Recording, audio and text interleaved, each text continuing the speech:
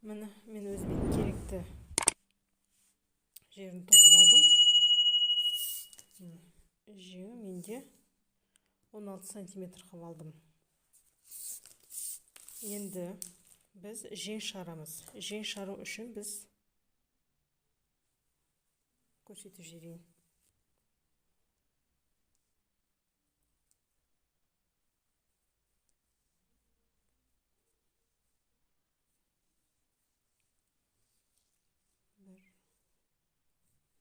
Түйреуіш тұрған жерге дейін тоқимыз.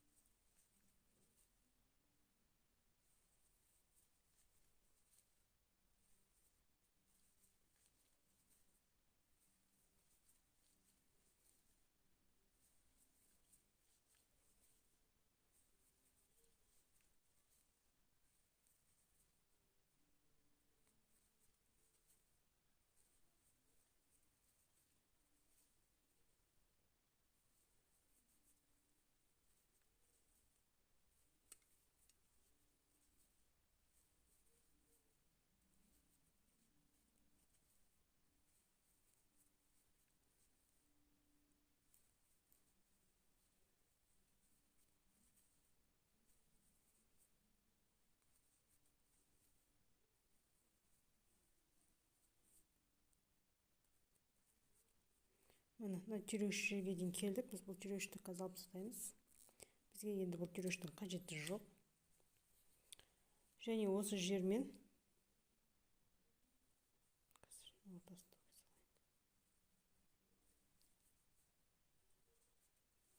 мына екінші түйреуішке дейін мына түйреуіштің орнына мына жерден аламыз.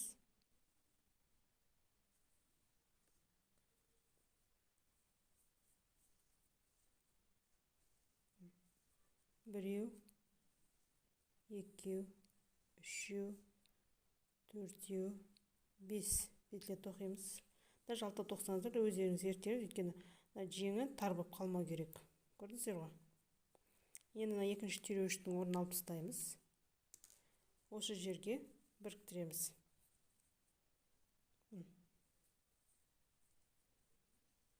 Көрдіңіздер ғой?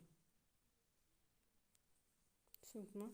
Енді артқа жағын тоқимыз келесі түйреуішке дейін.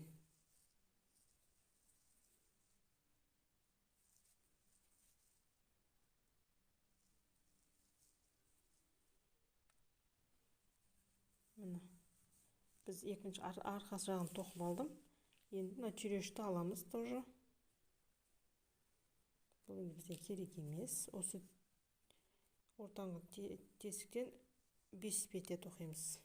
1, 2, 3, 4, 5. Енді келесі түйреуішке апарып қосамыз.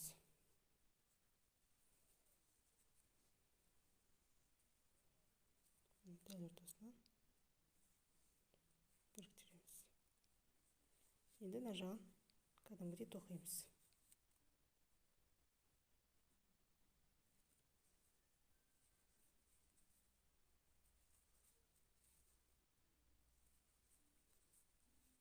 Біткенше осылай тоқып бітіре саламыз.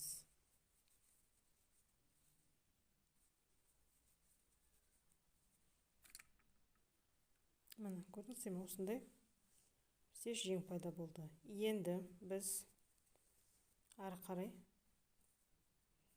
мен көрсетейін қалай жалғастыратынымызды.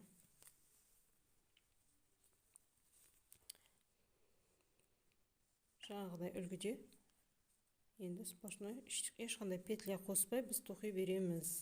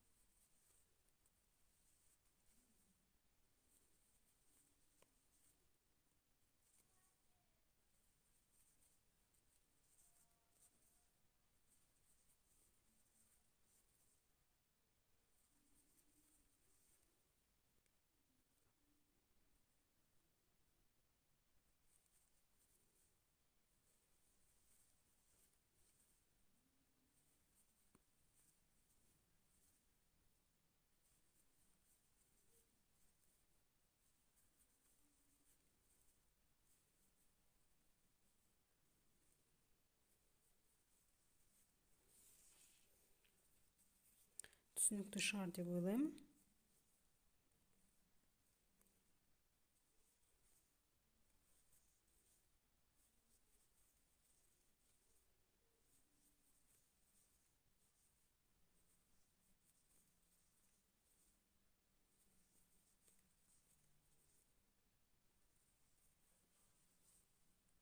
Бағанағы тоқылған 5 петляны жалғастырып тоқып кетеміз. Міне.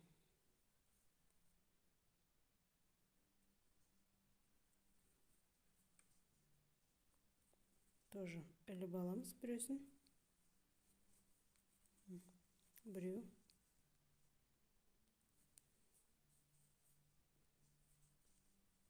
Екеу. Үшеу. Төртеу.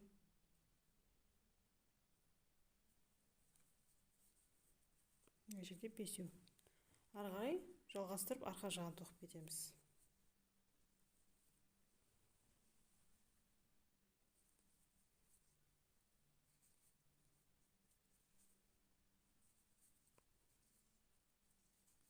Ары қарай өздеріңіз тоқып беріңіздер. Міне біз тоқыдық. Енді өздеріңіз осы рядпен ешқандай петля қоспай, примерно міне